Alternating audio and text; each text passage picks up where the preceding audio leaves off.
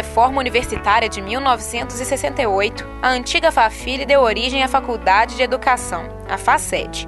Ela passou a se instalar no campus da UFJF e é lá que o Murilo vai continuar a nos contar sobre a sua trajetória. Eu continuei como diretor até 1973.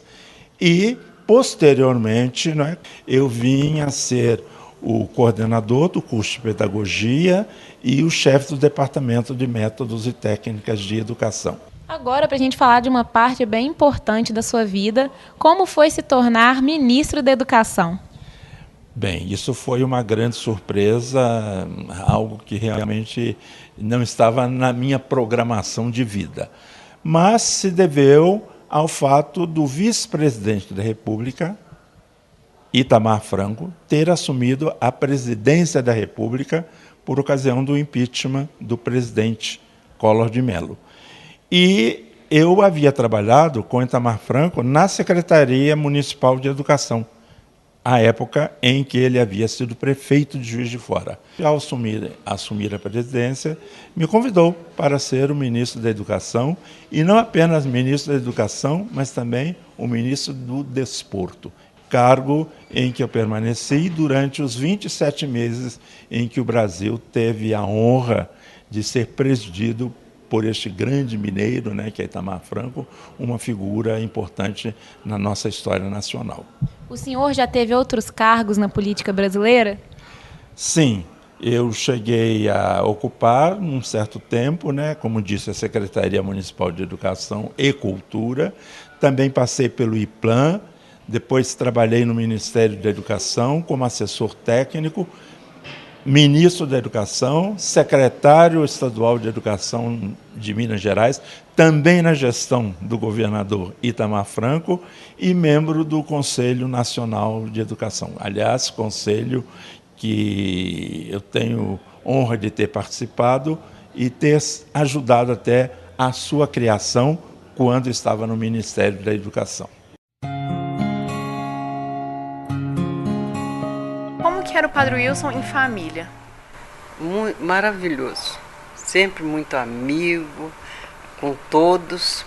Era meu cunhado, mas eu considerava como irmão. Ele que fez meu casamento e batizou o Anderson e Maria Ângela, que ele teve em Suez, e trouxe a água de lá e batizou os dois. Ele sempre foi muito amigo, eu gostava demais dele. E os filhos também, Os sobrinhos.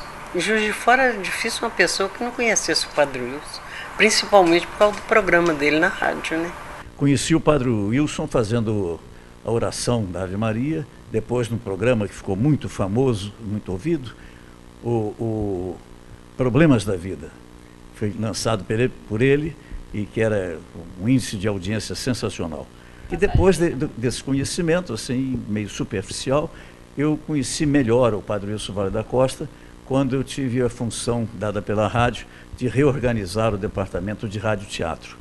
Ele me procurou certo dia, na época das novelas de rádio, ele disse que gostaria de escrever qualquer coisa para a rádio, uma história, tipo novela e tal, mas foi aí que se estreitou a nossa amizade, porque o Padre Wilson, além de presenciar os ensaios, às vezes, ele ia a todos os capítulos da novela e fazia a abertura do capítulo, fazendo um resumo do que tinha acontecido no capítulo anterior.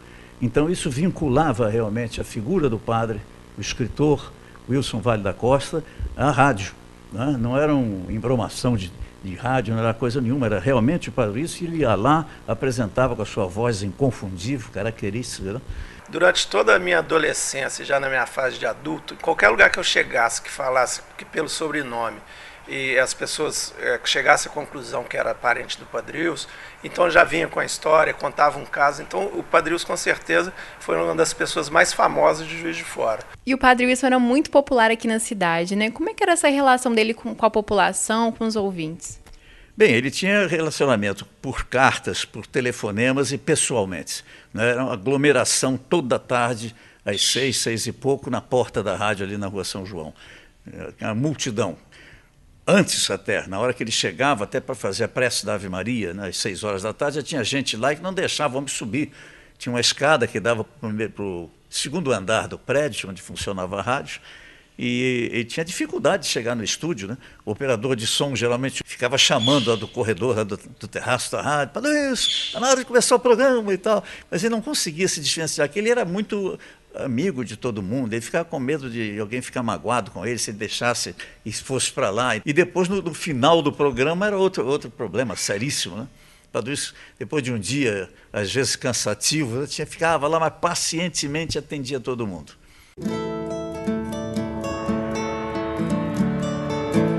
Quando você também era ministro da Educação, o senhor desenvolveu alguns projetos, principalmente do Cine Teatro Central, né? Conta pra gente sobre isso. O Cine Teatro Central estava praticamente abandonado. Pertencia a uma empresa que não tinha mais interesse no cinema, estava deixando o prédio se deteriorar e realmente muita gente em Juiz de Fora temia que o prédio viesse a sofrer algum acidente ou até que viesse a ser negociado. Houve, então, uma mobilização da sociedade juiz-forana a favor da preservação do Cine Teatro Central. Foi quando eu pude sugerir ao presidente Itamar Franco a solução que me pareceu o caminho adequado. Foi que o Ministério da Educação transferisse à Universidade Federal de Juiz de Fora os recursos financeiros para que a universidade pudesse comprar o imóvel e, portanto, contribuir para a preservação do imóvel do Cine Teatro Central. Pouco depois que o presidente terminou seu mandato, eu deixei o Ministério da Educação, mas a Prefeitura de Juiz de Fora, junto com a universidade, conseguiram levantar fundos pela legislação brasileira, né, Banco do Brasil e outras instituições ajudaram, e o Cine Teatro Central passou por uma belíssima reforma, inaugurada 2 anos depois, em 1996, porque a compra do cinema havia ocorrido na gestão do reitor José Pacini em 1994. Por ser uma pessoa muito humilde, Padre Wilson fazia amizade com todos e tinha inclusive uma ligação muito forte com os taxistas da cidade. Ele comprou um táxi e deu para um taxista pobre explorar, né? Às vezes todo mundo procurando Padre Wilson, ele estava lá no Centro de Sofé conversando. Estava sempre onde o povo estava, em qualquer manifestação que o povo tivesse, que ele pudesse ir, né? Ele ia, sempre como padre. Então ele teve muito destaque nessa viagem a Suez, e depois na volta ele foi recebido em Juiz de Fora como um herói, foi uma coisa impressionante.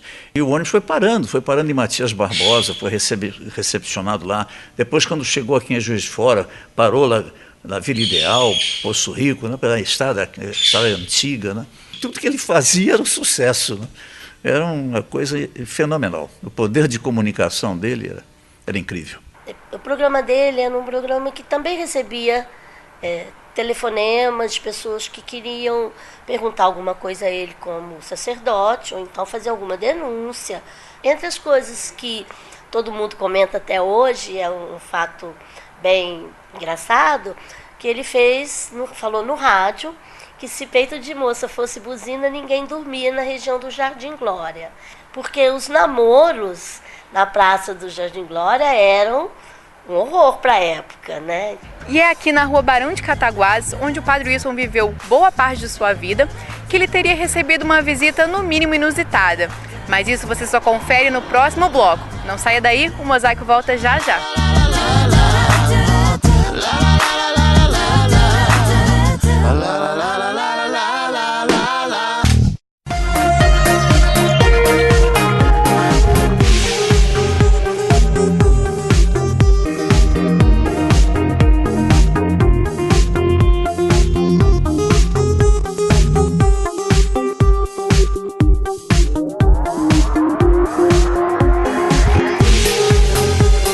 Empório Bahama Centro, a mais avançada tecnologia em supermercado em Minas Gerais.